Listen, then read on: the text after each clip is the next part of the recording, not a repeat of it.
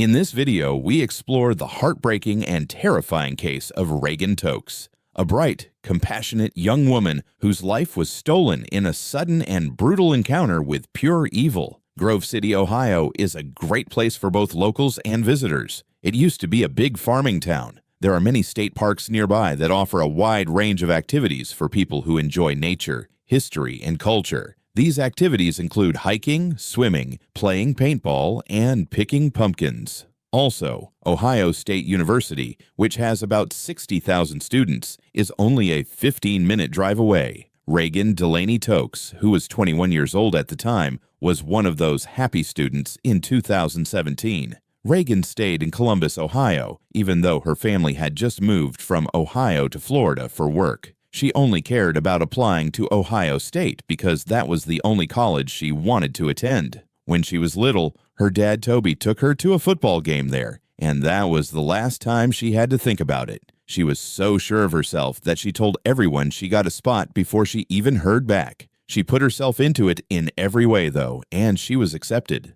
She studied psychology in college and already had a job lined up for when she graduated. She meant to do this for a few years and then start her own business. Reagan loved her family a lot. She was close to her dad, Toby, her mom, Lisa, and her little sister, Mackenzie, whom she called Gigi for fun. She always made time for everyone, even when she was busy with college. She talked to them many times a day. When she was a baby, her mom said, she was a ball of energy who was always ready to do anything. She said that her daughter had been kind since she was very young, and she was always drawn to people who looked like they needed a friend. Lisa said that she often had to stand in the road and wait for Reagan to pick up bugs so that people wouldn't step on them. She couldn't stand to see anything or anyone get hurt. Before we go any further, I'd love to know, which country are you watching from? Drop it in the comments below. And if you're enjoying this true crime deep dive, don't forget to like the video, subscribe to the channel, and hit that notification bell. Now, let's get into the case. The Tokes family spent a lot of time at church. During the holidays, Reagan would often go on trips to do work for the church. People said she was silly and funny, and that she loved to talk to everyone. Reagan played tennis and lacrosse on the varsity level and loved all sports. Grove City was the right place for her because there was so much to do there. She shared a house off campus with Jackie, Madison, Kirsten, and Stephanie. It was by chance that they were all put together, but there was an instant connection, and they became fast friends. Some of them worked at the same restaurant in the area together. Of late, Reagan had been having a hard time because she and her boyfriend Jake had broken up. Reagan was so determined to finish her degree and get great grades that they both decided it would be best to study alone and focus on their work first. Then, whatever was meant to happen would happen. People who lived with her said the breakup hurt her a lot, but they still talked a lot and said they would always be best friends. As the end of her last year of school neared, she wrote on social media that her father had bought her a nice frame for her graduation. It was clear that this made her feel sad. That February 2017, she was almost done with school and busier than ever, trying to finish everything. Reagan left her apartment on the evening of February 8th to go to work at Bodega Bar and Restaurant. That night, it was pretty quiet, and she went to bed just before 10 p.m. Reagan always sent everyone a text message to let them know she got home as she walked to her car, which she and others always parked in the street behind the restaurant. She didn't want anyone to worry because she lived 1,000 miles away from everyone else. But this evening, no messages came in, even though she had texted her dad an hour before she left. At 10:30 p.m., her sister Mackenzie sent her a message.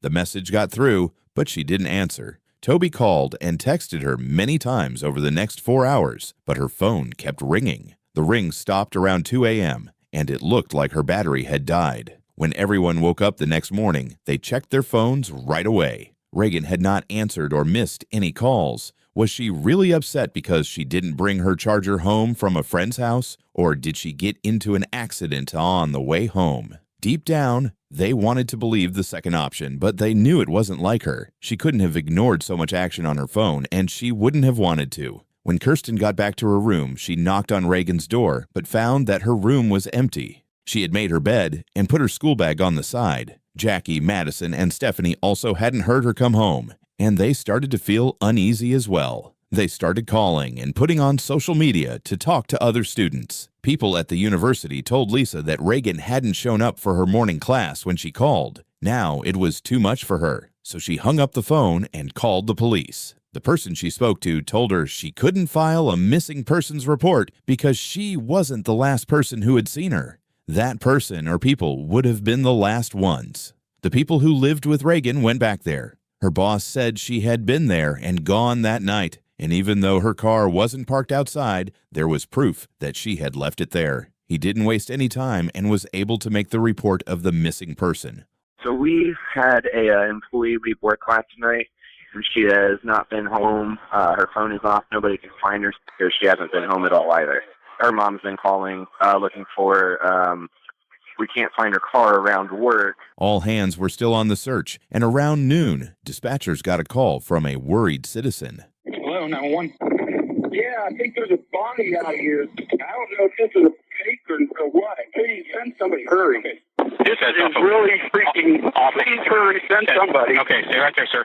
The body of a young woman was found partly buried in the snow near the entrance to a park in Grove City. She was naked. It was clear that she was already dead when the cops got there. She didn't have her purse or phone with her, and none of her clothes were close by either. A small circle tattoo and a small chain were the only things that could help people find her. We are continuing to follow developing news after a young woman's body was found outside Scioto Grove Metro Park. Also, no official word quite yet as to who this body belongs to. Of course, once we learn that information, hopefully today, we will be sure to pass it on to you. It could have been a random act. It could have been somebody that just occurred someplace else and she was dumped here. Around 3 p.m., her friends who were still at Bodega heard that a young woman's body had been found. When the cops came to take their report of the missing person, they asked about the small tattoo. They felt sick when they heard that Reagan had a tattoo that matched. And we are also following a case from OSU where a female student has been reported missing. According to the university's statement, they are aware of the missing persons report and direct any questions to Columbus police. After a few hours, the news that everyone had been trying not to think about would soon come true. Reagan Tokes' body had been found. A missing persons case in Columbus is now a murder investigation. Police have confirmed the body found yesterday in a Grove City park is an OSU student. 21-year-old Reagan Tokes was last seen Wednesday night leaving a bar in the Short North where she worked. And tonight, we have team coverage with reaction from OSU students and employees who work in the Short North. The Columbus Police Missing Persons report says that according to a bodega employee, Tokes usually has a bartender walk her to her car, but didn't when she left Wednesday night. Thursday afternoon, Tokes' body was spotted by a motorist at Scioto Grove Metro Park in Grove City. Investigators are now trying to fill in the timeline and identify a suspect. Did she make it to her car? Niall Woodson says it would be potentially easy for something to go unseen on those streets behind Bodega. There's one light here on the block, which, keeps this area bright. But the whole next block is very dark. It's very dark. There's not a street light for another block down. So did something happen here or somewhere else? Was her killer someone she knew or a total stranger? If investigators know the answers, they're not saying. Tokes' roommates did tell police she was recently depressed over a breakup with her ex-boyfriend, but they stated to their knowledge it was a mutual breakup. It was proven by an autopsy that she had been raped and shot in the face and back of the head. Her head was still full of bullet holes. They knew she had been shot from behind, and it looked like she had been killed very close up. Police said it wasn't clear if she was killed somewhere else or where she was found shot. They also couldn't find any gun casings. The cops couldn't keep tabs on things because word got around so quickly. Because of this, Reagan's sister Mackenzie found out about her death through an Instagram post. Lisa said her daughter didn't have any enemies, and nothing like this would have made Lisa think of someone who would want to hurt her. But in Ohio, everyone was thinking about something else. It was something that had been bothering the people there for a while. In the past few weeks, there had been a string of attacks and break-ins in the area, each one scarier than the last. People were being grabbed from behind and threatened or attacked with a gun or knife. The person doing this, who always wore a mask, then demanded their wallets or bags. Residents are on high alert tonight after last night's latest armed robbery. This is the third attack in this neighborhood in 2 weeks. All of the victims are women. NBC4's Tyler Carter is live from German Village tonight, where residents have called a safety meeting. Tyler? Yes, Ellie, since that last attack last night, the German Village Society called a meeting with Columbus police, and residents is going on right now in their headquarters. They want to know exactly what is going on in this neighborhood, and residents I spoke with say they are not taking these attacks lightly. I heard someone yell help, and so I ran outside, and half of the neighbors were already out here. Last night, just before 10 o'clock, a woman who lives in this German Village neighborhood on Mohawk and Frankfurt Street was robbed by gunpoint and attacked. Columbus police say the woman was getting things out of the trunk of her car when a man walked up behind her and demanded she give him her purse. The police didn't know who did it or if the attacks were related, but could it be that Reagan's death was linked to these? One woman who was attacked said that as soon as she heard what happened to Reagan, she knew in her heart that it was all linked. She thought that the man who had attacked her would have killed her if he had the chance. Investigators had a few tips, but they weren't very strong. They had to start by talking to people close to her, like her ex-boyfriend Jake. The police were immediately interested in him because they had just split up, and he had written on Instagram that she had died. Detectives said that the post made them feel odd in some way. When was the last time you talked to her? Probably a week and a half ago. Is that normal? Well, not usually. I talk to her every day, but we were breaking up kind of. It was just we didn't have enough time really for each other. We had to focus on school. She even said it in one of the texts. I mean, I'm one of her best friends. Okay, Jake, let me ask you this. Don't take this the wrong way. Okay. Why in the world would you write out that you're in a better place? Well, how can I see what I am? I was talking to her like she, I don't know, like she's in heaven. You just don't hear it very often, better place when somebody was living a good life. Well, no, I know, but if I were to go today, I would know that I would go somewhere better. That's just what I believe, so. You said you posted on Instagram? Yes, sir. That being said, Reagan's friend said there was no way he could have been involved. He loved her very much, and they had never fought. Jake was very sad about everything and was just trying to deal with it all in the best way he could. His post wasn't really anything to look into. It was just a tribute from someone who had lost someone close to them. His story seemed to be true, so the police continued their probe. Only a small part of her going was caught on camera inside Bodega. It didn't look like anyone was following or watching her. Detectives were finally able to find Reagan's car by using technology that reads license plates. It had been parked on a neighborhood street not far away. It was clear that someone tried to set it on fire because there were cigarette burns all over it and the smell of gasoline inside. Of course, this didn't work, and the police were able to take a few things: cigarette ends, a gas canister, and some ATM papers to test and study. The ATM receipts showed that people had tried to take out big amounts of money more than once, but were turned down. One payment for $60 went through successfully. Even though people were waiting for more information from the banks, they were still trying to figure out what had happened. A lot of students were scared to walk to and from school by themselves because they thought they might be next, and neither the university nor the police could do much to reassure or comfort them. Death. People who work in the service industry in the Short North say they're worried about their own safety. NBC4's Olivia Fecto is live in the Short North tonight and spoke to talk to some of those employees. Olivia. Mark, a longtime bartender at Martini's, which is another restaurant and bar here in the Short North, says that the people who work in the service industry here in the Short North are very close-knit. So, of course, they were devastated to hear the news that one of their own who worked here at Bodegas was missing and then was found dead.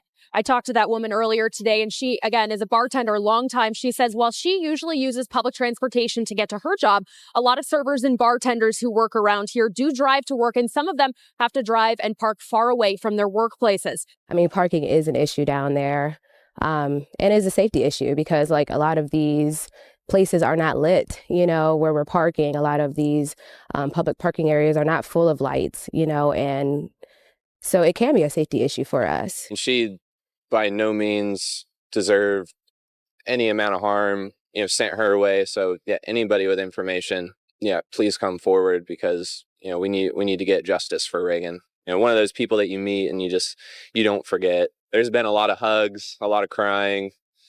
And it's sad, but this really puts in perspective how close we all really are with each other.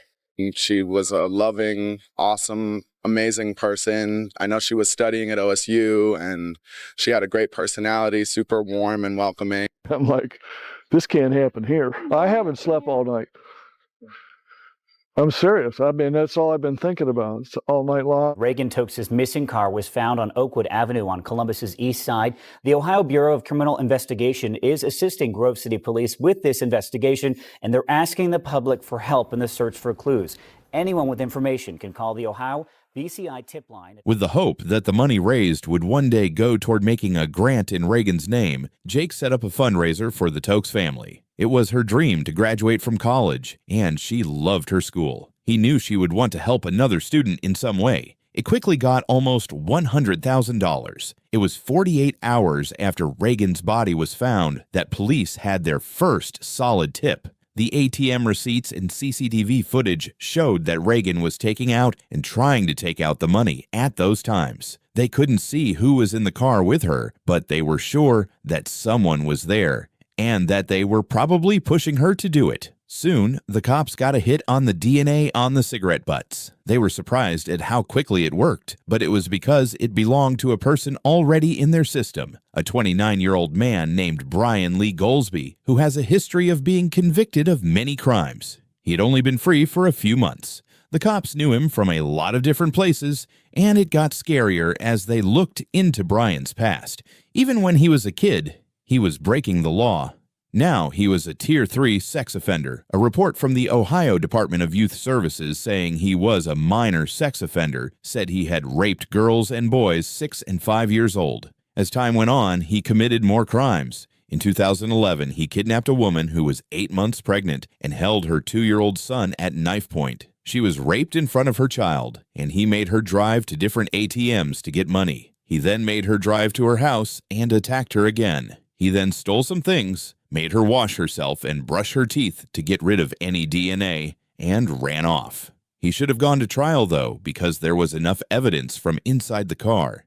But the victim was so traumatized that she couldn't stand to speak, so Brian took a plea deal. He changed his plea from not guilty to theft and attempted rape after being charged with 2 armed robberies, rape, and kidnapping. Even though he got 6 years in jail, he got out early. After he got out of jail, he went to temporary housing that was monitored. However, the housing program and his parole officer were not properly monitoring him, even though he was marked as high risk and wore an ankle monitor the whole time. Brian had broken the rules of his probation many times, and it was easy to see from his monitor that all of the attacks and thefts in the weeks before Reagan was killed were connected to him.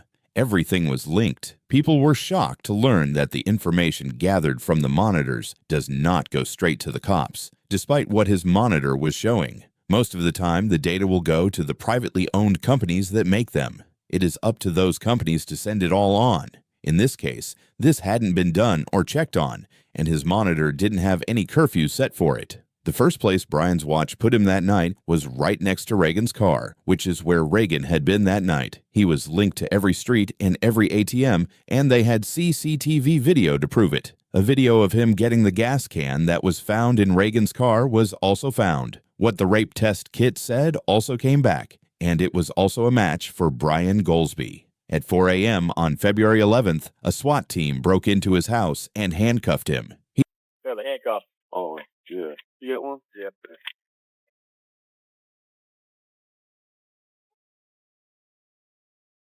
You got on you real quick.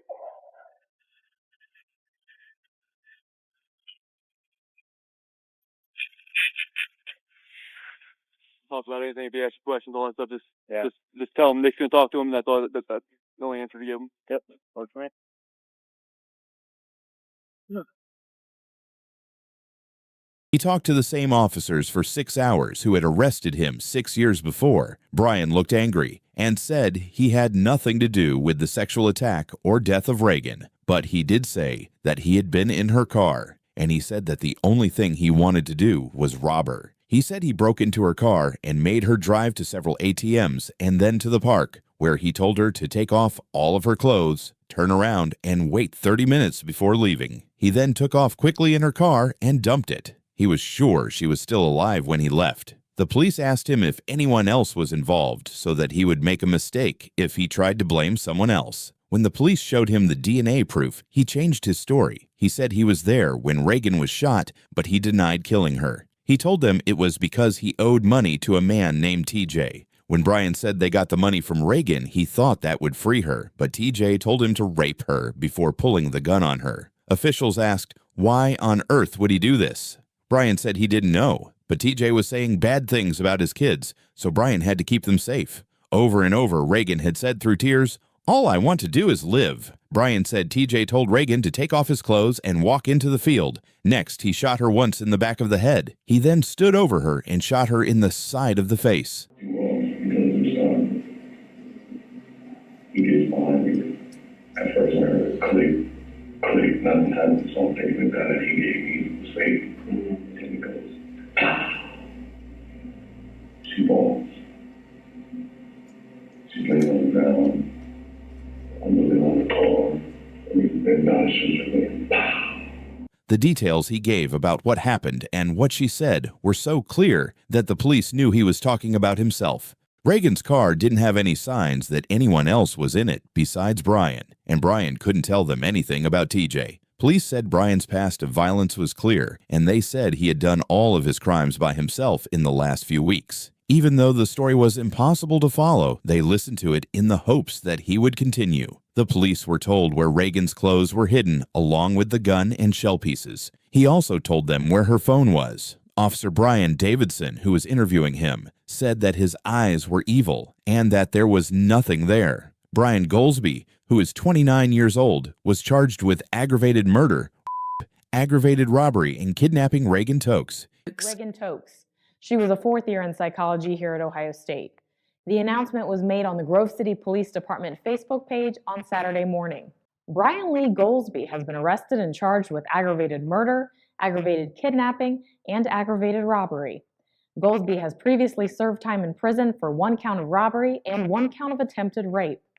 Police say they believe there may be a connection between Golsby and recent attacks around the German Village area. And now our thoughts are with Tokes' family and her friends today as they begin to start their healing process. He denied everything, but while he was in jail, he called his lover and a friend and told them everything. I did it. He said, I killed that girl for money. The cops were almost done making a timeline of what happened that night. Brady pushed Reagan into her own car at 9:45 p.m. as she was finishing her shift and told her to drive to an ATM. At 10:02, Reagan drove to a Chase bank and tried to take out $500 for Brian, but the transaction was denied. 10 minutes later, they were at Huntington Park, and Reagan tried to get the money again, as seen on CCTV. This deal was also turned down. Brian made Reagan park in a dark alley between 10:18 p.m. and 10:30 p.m., where he raped her. Following this, he made her go back to the first bank to get $60. From 11:12 to 11:41, video from the petrol station caught the two of them in the car again. 1 week after an Ohio State senior was last seen alive, her friends and family are saying their final goodbyes. This service, this celebration of life, was a chance to focus more on the Reagan Tokes everyone knew and loved, and not so much on the sudden and violent way that her life ended.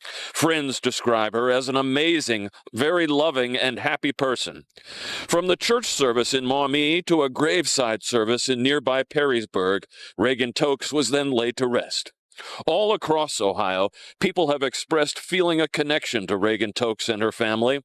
An online guest book includes many comments like this one from a woman in Grove City. Although I didn't know her personally, this story has touched my heart tremendously.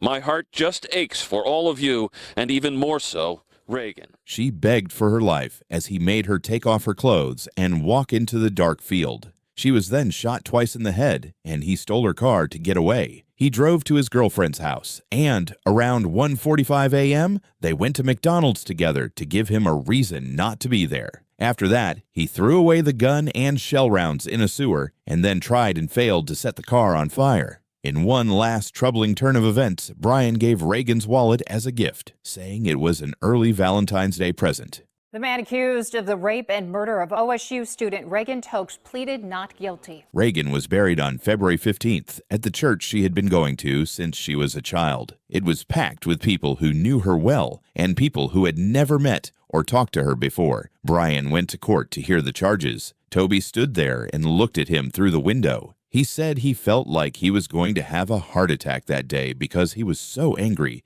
sad, and shaky. Toby said that as more and more details about his past came to light, it was both funny and shocking that he had gotten away with so much. They had a monster in their grasp, in their control, and they let him slip. We will also never forget the classmates who were taken from us too soon, who helped us shape our hearts and minds. And the degree Bachelor of Arts upon Reagan Tokes. Even though Brian had admitted guilt and there was a lot of proof against him, he still pleaded not guilty, and the preparations for his trial began. On the day she had been working so hard for, 3 months after she was killed, it finally came around. It was a sad and bittersweet day for the students and the university. Began their day outside the courtroom. They were taken to the locations where investigators say Brian Golsby, a convicted felon, kidnapped, raped, and murdered the Ohio State student. Prosecutors say today's jury view will help show the terror that Reagan Tokes endured on the night that she disappeared outside her job in the short north. Jurors were also shown the locations of 2 ATM machines where investigators say Brian Golsby forced Tokes to try to withdraw money. They stopped at the alley in Marion Village where prosecutors believe Reagan Tokes was raped, and Scioto Grove Metro Park where Tokes' body was found. A makeshift memorial was covered with a tarp during the jury's visit to the site. Solemnly swear the testimony you're about to give shall be the truth and nothing but the truth. Back in the courtroom, prosecutors called the witnesses who were first on the scene when the body was discovered. Also taking the stand were several of Reagan Tokes' roommates who described filing a missing persons report after realizing Reagan had not come home. And an undercover Grove City detective described finding the cigarette butt and burn marks inside Reagan Tokes' car. Prosecutors say DNA from the cigarette butt matches Brian Golsby. The detective also described the initial interview with Brian Golsby after his arrest. First couple hours, he told us that he had taken Reagan into a car, had committed a robbery of her. He needed money. He took her to some ATMs, and then he said he left her naked in a field during a snowstorm. Reagan's family took her place and accepted her degree after she had died. As everyone gave her a standing applause, you could feel how they felt. Reagan wanted to be a Buckeye ever since she was a little girl, her family said in a statement. She got her diploma from the Ohio State University today, making her dream come true. We are so proud of her and all she has done as her parents and family. Having the chance to go to college is a gift. To go along with this skill, you need to want to do it. Be dedicated, follow rules, and be determined, and more. Reagan had all of this and more. So did every other student who got their diploma today. Let them know how proud we are of their accomplishment and ask that they use their gift to make the world a better place, just like Reagan wanted to do but can't right now. Brian's trial started in the middle of March 2018. We can track him at 9:45 p.m. at the precise place where she parked her car, and at gunpoint was forced into the car by him. And this device tracks not only location but speed. And within a couple minutes after 9:45, he's gone from walking about 3 miles an hour to moving at 25 miles an hour on 2nd Avenue after he kidnapped her and told her to drive to the bank where there was this attempt to withdraw, which was denied, $200 because there are limits on withdrawals at ATMs, as we all know. Eventually, $60 was withdrawn by Reagan Tokes, and it would have a surveillance video of her at the drive-thru. You can see a shadow figure in the car with her. You can't identify who it is, but guess what again? At 10:32 p.m., that's exactly where Brian Lee Golsby is, while she's withdrawing $60 from the bank. Later on, there's an effort to withdraw money from that location and a Huntington bank a short distance from there. Again, when those attempts were made, which were declined, Brian Lee Golsby's at those locations. The state, as the defense, has this opportunity to tell you what we're going to prove. We expect to prove each and every one of those counts in the indictment and the specifications, and expect to prove them beyond a reasonable doubt. And expect also, in closing argument, to submit to you, we have proven it beyond that standard. With all the proof, his lawyers were up against it. Many things about the case made it clear that it was strong. so they were hoping that the jury would at least not think about the death sentence. Given that he had already admitted guilt, the real goal wasn't to prove his innocence, but to save his life. They talked about his youth and said he had problems with drugs and an abusive mother. They also said he raped himself as a child, but the prosecutors said his stories didn't make sense. His lawyer said the DNA found in Reagan and on the cigarette ends wasn't really DNA because it was linked to Brian's DNA from a crime he committed in 2010. She also said that Brian wasn't smart enough to plan such a terrible crime. I submit to you that if Mr. Golsby didn't want to get caught, then perhaps he should not have worn the GPS bracelet, she said. He also charged it because he didn't want the battery to die. The defense, on the other hand, said that his intelligence didn't matter and that it didn't change anything. That night, he went hunting and found Reagan Tokes. There's no trick to this. Today, I would like to apologize to the Tokes family for the crimes I committed against his daughter, friend, and family. When I first got locked up, I lied on everything. Said it was TJ. There is no TJ. TJ's not real. I made TJ up because I was trying to wiggle my way out of the crime, and I committed. But the only other thing I have to say is, please have mercy on me. That's all I'd like to say. All right, you can have a seat. Thank you. Brian was found guilty of all 9 charges on Reagan's 23rd birthday. 4 jurors wanted the person to spend the rest of their lives in jail, while 8 wanted the person to be put to death. Once the jury incorrectly hears that, then I think that that the state has proven that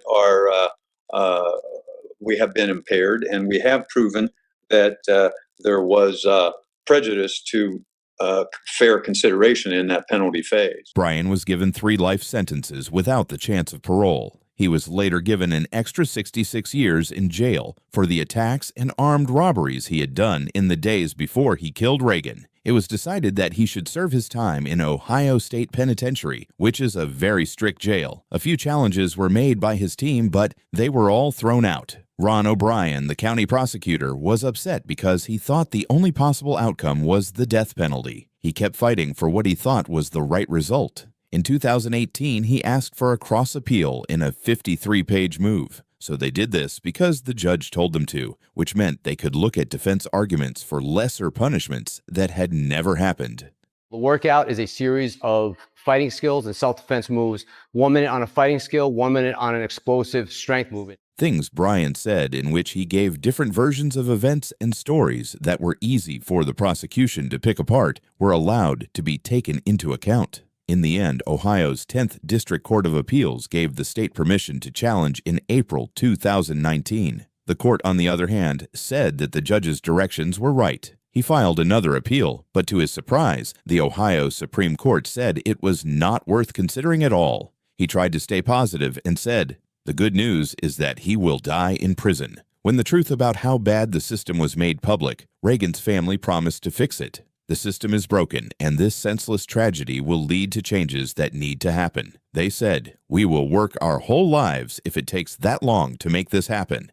That's what they did. They settled a lawsuit with the company that was housing Brian and was meant to be watching him in 2018. In 2019, the Reagan Tokes Law went into effect after the Ohio State Supreme Court said it was legal.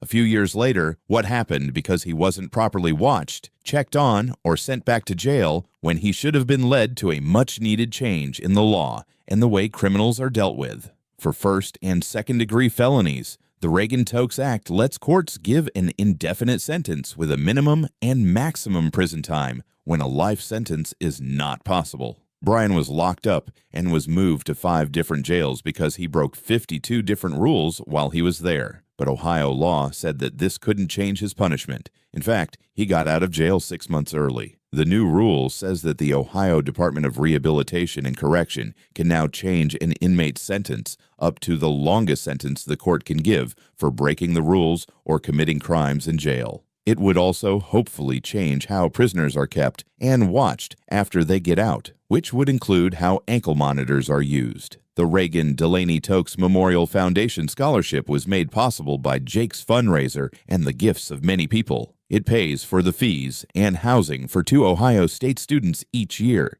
In the area, Reagan's name was also used for self-defense lessons. I used to have this crushing sensation where I almost couldn't breathe when we would pull in, and I don't feel that any longer. Obviously, for us, you know, the pain and the tragedy never goes away, and we carry that with us every day, but we need to keep moving forward, and there is still a amazing, beautiful world out there, and we have to learn how to move forward, and we carry her with us in our hearts every day, and that will never change. Instead of being linked to the bad things that happened that morning, her family hoped that the area could become a peaceful place. The water feature is shaped like her astrology sign, and her favorite color, blue, can be found all around it. Reagan also loved wildlife and nature. There are also 5 buckeye trees to remember her time as a student at Ohio State, which was her absolute favorite place in the world. Jake, her ex-boyfriend, hasn't said much since Reagan's death, but he did talk about their first date, which says a lot about who she is. When we were apple picking, she saw this beautiful apple on top of a tree and had to have it. Unfortunately, neither of us could get to it, so I thought it would be a good idea to carry her. But she put the apple in my mouth and made me take a big bite of it before I could even figure out why she needed it so badly. Afterward, she told me she wanted to find the biggest, reddest apple and give it to me so I could eat it. I didn't understand why she did that. She was that kind of girl who always put other people before herself. I mean it when I say always. From the first time I met her to the last time I talked to her, she made me a better person. I love her forever. She was and always will be my best friend. The last few hours of Reagan's life must have been so scary that it's hard to think about. Standing alone in a cold, dark field, she begged with tears in her eyes to be allowed to live. As far as Reagan Tokes was concerned, everyone had only good things to say about her. She was deeply caring and kind, always seeing the best in everyone and everything, and had the power to achieve and help many. Lisa, her mother, told her, "Love will always win in the end." Thank you for watching. If this case impacted you, please like the video, subscribe to the channel, and share your thoughts in the comments. What changes do you think the justice system still needs? Stay safe, stay aware, and we'll see you in the next video.